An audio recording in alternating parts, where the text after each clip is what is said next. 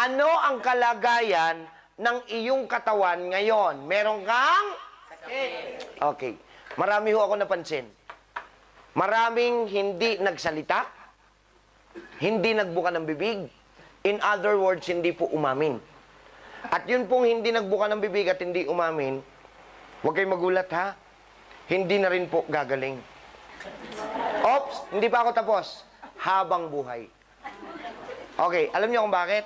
Nakakatawang pakinggan o nakakatakot pakinggan? Para siyang curse? Yes, it is a curse.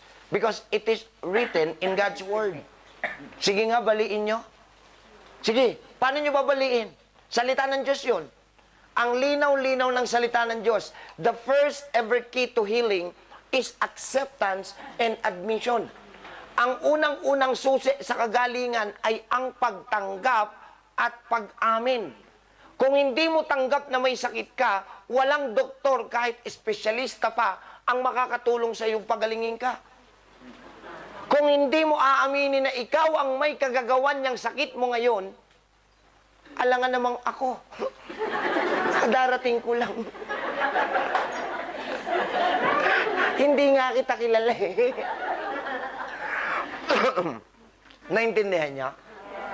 Ladies and gentlemen, medyo magsiseryoso ako ng konti. I have a revelation.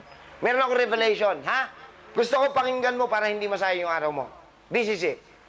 Look at me with a sincere intent of listening. Okay? Kung kaya pala kayong pagalingin ng mga ospital, naming mga doktor, including me, ng gamot at medisina, magiging sinungaling lang po ang Diyos. Kung kaya pala kayong pagalingin ng mga ospital, naming mga doktor, ng gamot at medisina, di sagutin mo ko, bakit hanggang ngayon may sakit ka pa rin? Huy! Di ba nagpa-ospital na kayo? Di ba nagpa-doktor na kayo? Yung iba nga sa inyo, may espesyalista pa. Ito, may nephrologist to. Ha? Yung may cancer, yung may oncologist yan. Ha?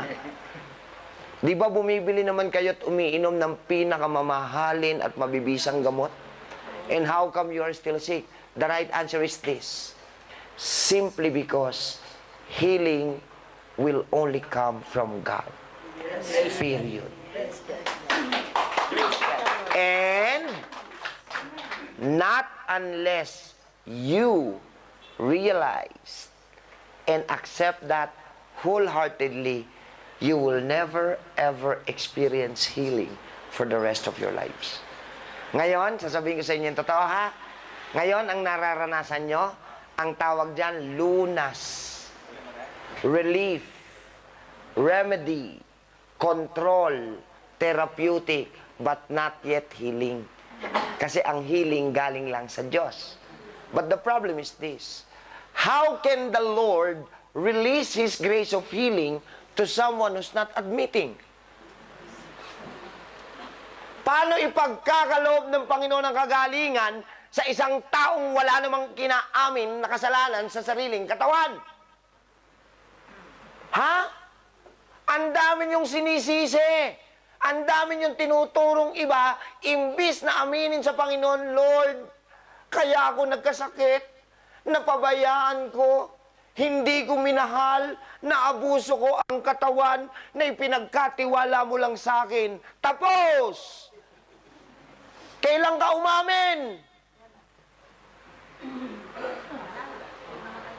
And you are expecting to be healed? Tuwang